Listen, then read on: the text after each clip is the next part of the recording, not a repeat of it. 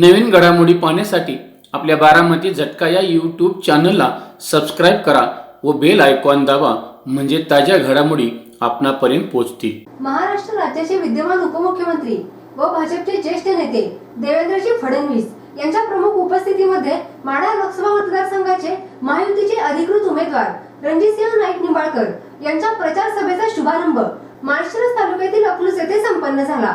या प्रचार सभेला महायुतीतील अनेक पदाधिकारी व कार्यकर्ते त्याचबरोबर मोठ्या संख्येने जनसमुदाय देखील उपस्थित होता। यावेळी महाराष्ट्र राज्याचे माजी सहकार राज्यमंत्री लोकनेते स्वर्गीय प्रतापसिंह मोहिते पाटील यांच्या धर्मपत्नी व अहिल्यादेवी होळकर विद्यापीठाच्या सिनेट सदस्या पद्मजादेवी मोहिते पाटील उपस्थितांना मार्गदर्शन करत असताना म्हणाल्या, प्रतापसिंह मोहिते पाटील साहेबांनी घेतली होती आणि त्याला प्रमुख पाहुणे म्हणून देवेंद्रजी फडणवीस साहेबांना त्यावेळेला बोलवलं होतं। त्यावेळेला ते आमदार होते आणि साहेब त्यावेळेला म्हणाले होते की ह्या चौकात या सभेत आणि सरकार मंत्रीच्या पुण्यतिथीचा कार्यक्रम होता, त्यात जो येतो पाहुणा त्याला निश्चितपणे राजकारणात मोठे यश मिळतं।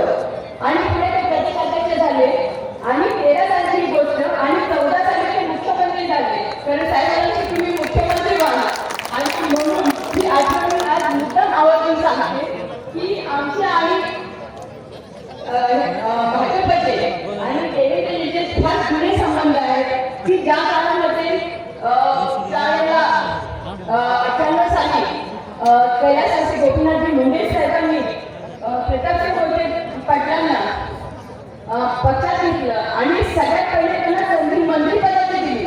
मंत्रिपद दिलं आणि मग म्हणाले आता तुम्ही आमदार म्हणून निवडून घ्या। तर ते फार हे होतं की आव्हान होतं की आधी मंत्रिपद आणि नंतर आमदार होणं। परंतु MSC मधून 43 मधून तिथे त्यांनी विक्रम केला आणि बहुमताने त्यावेळेला ते निवडून आले।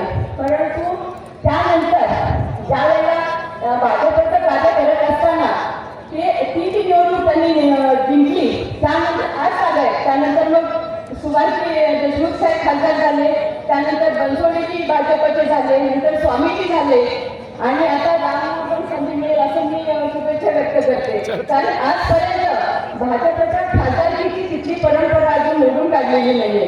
तर ते या शुभेच्छा देण्यासाठीच मी ती आलेली आहे। दुसरं सांगायचं म्हणजे की आता सगळे म्हणतात की रणजितदादांनी हा विकास केला, रणजितदादांनी, पण त्याच्यापुढे नाईक निंबाळकर जे ॲग्री होता ते ऐकताना त्याला विचित्र वाटतं की हा विकास कसा केला। काय कोणी केला हे सगळ्यांना माहिती आहे की पूर्वकाळाच्या बाबांच्या काळातल्या शेजारी सगळेजण करतात आणि तो बसमासूर जे आहे तर त्याला कुठेतरी पायबंद बसला पाहिजे। वास्तविक पाहता हा बसमासूर मोठा होण्यामध्ये सुद्धा जी संधी भाजपने या लोकांना दिली आपल्या राज्यात रणजितसिंह की 19 साली आपण आलो बंगालतून आणि त्यावेळेला फडणवीस साहेब मुख्यमंत्री होते आणि धवलसिंह त्यांचं बोलणं करून दिलं आणि त्यावेळेला माझ्याकडे आपण बोलला तर त्यावेळेला मी त्यांना एवढं पण म्हटलं की आता जर तुमच्याकडे भाजपमध्ये जे आले मोहिते त्यांचे आमचे मार्ग वेगळे, त्यांचा आम्हाला त्रास निश्चित होणार, तर आपलं लक्ष झालं पाहिजे। तर ते म्हणाले हे बिलकुल म्हणाले ऐकून म्हणजे धवलसिंहवरती लक्ष ठेवेल। परंतु भाजप त्यांना देत केली, फडणवीस साहेब त्यांना देत गेले, MSC दिली, कारखान्याला मोठं मदत केली, फंड दिले, 1.25 कोटीचे, 1.25 कोटीचे कामं मोठी दिली, 300-400 कोटीची मोठं केलं त्यांना। परंतु ही जी हुकूमशाही आणि हे जे होतं त्याचा त्रास आमच्या कार्यकर्त्यांना महाभयंकर झाला। मग खोट्या केसेस करणं, खोटे नाटे त्यांच्यावरती आरोप करणं, आतमध्ये टाकणं, परत कुठलाही एखाद्या साध्या माणसाचा जर प्लॉटिंगचा व्यवहार असेल तर त्याची जमीन त्याला विकायची असेल तर ह्यांचा काही संबंध नसला तरी ह्यांना मर्यादा द्यायचा।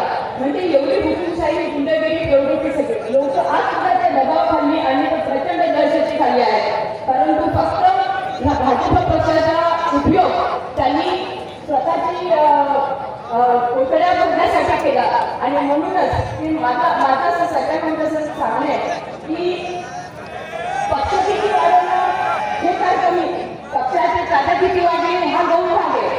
आज म्हणजे आपल्याला सांगायचं आहे की पैसा एवढा हा वापर नाही केला पण त्या प्रमाणामध्ये भाजप पक्ष काय वाढवला गेला नव्हता। तर आपल्याला सगळ्यांना म्हणजे मला फडणवीस साहेबांसमोर एवढं सांगायचं की गोरगरीब जनता जी आहे त्या गुंडगिरीला दहशतीला अतिशय कंटाळलेली आहे। नाव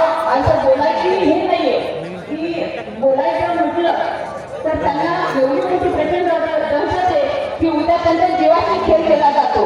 ज्या इथे या प्रकारचं हे केलं जातं काही किंवा आपल्या साध्या गोरगरीब जनतेला हाताशी धरायचं आणि गुंडगिरी करायची, ह्याचा एकाचा जीव घेतला की तो हे करायला लोकांना परत ज्यांनी केलं ज्याचं पण काम केलं त्याचा पण बंदोबस्त करायचा.